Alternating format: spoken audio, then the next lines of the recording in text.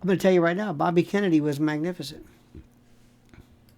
Bobby Kennedy was simply magnificent against the big pharma owned radical left, the usual bastards, these usual folks whom I despise.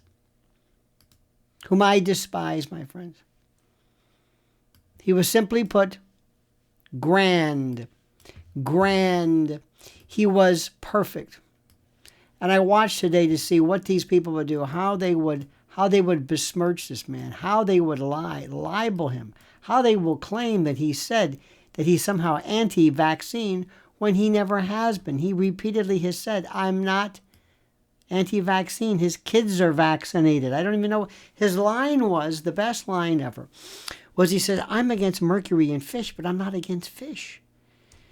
Now, my friends, today, Bobby Kennedy Jr. showcased why he's the right man for the job as Secretary of HHS. President Trump was absolutely perfect in selecting him. He delivered a powerful performance in the face of relentless opposition from predictable, big pharma-backed, radical left, usual suspects. Bobby Kennedy stood his ground with the kind of, I guess you'd call it, grit and determination, knowledge and conviction that is rare in D.C. Somebody who actually knows what the hell he's talking about. Boldly confronting not only the senators, eager to tear him apart and tear him down, but also the corrupt, profit-driven health policies that have plagued this country for too long. It's absolutely true. From the moment the hearing began, the knives were out. You could see it. The senators like Raphael Warnock and Bernie Sanders and Elizabeth Warren, Pocahontas, took turns trying to savage and ravage him, throwing loaded questions and snide remarks and tired accusations at him. The accusations we've heard before. The strategy was clear. Paint him as a dangerous, anti-vaccine radical, some lunatic, untrusted, unliked. Smear his credibility, smear his good name and the years that he's put behind this project. And protect their beloved pharmaceutical overlords. Oh, yes. But Bobby Kennedy Jr. didn't flinch. Instead, he turned their interrogations into a platform to expose to borrow the term from Al Gore, the inconvenient truths that the radical left have been pursuing for years. The radical left refuses to acknowledge truth about America's exploding chronic disease epidemic. Think about this right now. Corrupt government agencies, people who are so in bed with the wrong people, a health system that prioritizes profit over people, that only wants to deal with sickness. Go to a doctor and tell him, I'm feeling good, I'm healthy, I want to stay like that. Good luck. Pharmaceutical companies work on disease, on sickness, not in perpetuating health.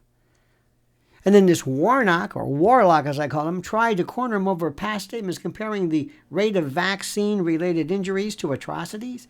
Bobby Kennedy Jr. Calmly and eloquently dismantled the accusation. He said, I wasn't comparing the CDC to Nazi death camps. He was very clear. Quote, he said, I was making a point about the scale of harm being done to our children. And he's right. For decades, Bobby Kennedy Jr. has been raising awareness about the dangers of skyrocketing chronic illness, thimerosal and vaccines as well, particularly among children, while the so-called experts ignore or dismiss the problem altogether. Warlock's pathetic attempts, I guess, to misrepresent and twist his words only highlighted the senator's lack of serious engagement and understanding, and the fact that he's a shill. The actual issues facing millions of Americans, Warlock had nothing to deal with, nothing to accomplish. Bobby Kennedy Jr. wasn't content to play defense. Oh, no. He was on the offensive, exposing the role of processed and chemically laden foods in America's health crisis. Quote, when my uncle was president, think about this. This is his quote. Only 3% of Americans were obese. Today, he said, 74% are either overweight or obese. He didn't just blame poor diet.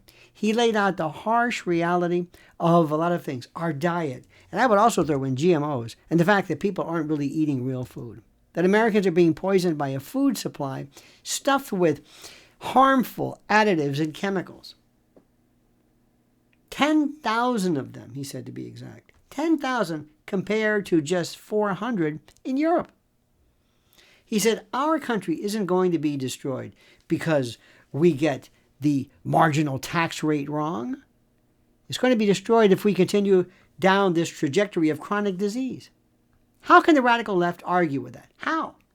They can't. So instead, they twist his words and change what he's trying to say and obfuscate. And Pocahontas Warren, her pathetic attempt to frame Bobby Kennedy as some kind of grifter for his involvement in lawsuits against pharmaceutical companies was another predictable tactic. Oh, please. She grilled him on whether he would personally benefit from pending lawsuits if confirmed as HHS secretary, implying that he's in it for financial gain. Well, Bobby's response was sharp and decisive. He said, quote, I certainly commit to that while I'm secretary, he said, referring to his promise not to accept any financial stake during the tenure.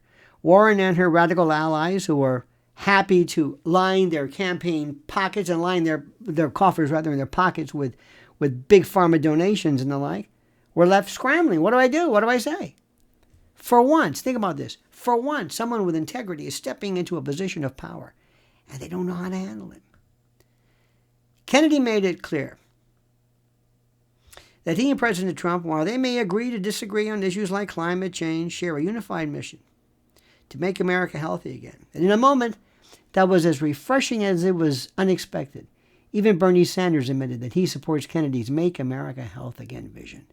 That's because, despite the left's constant vilification of Bobby Kennedy Jr., the facts remain that he presents undeniable truth.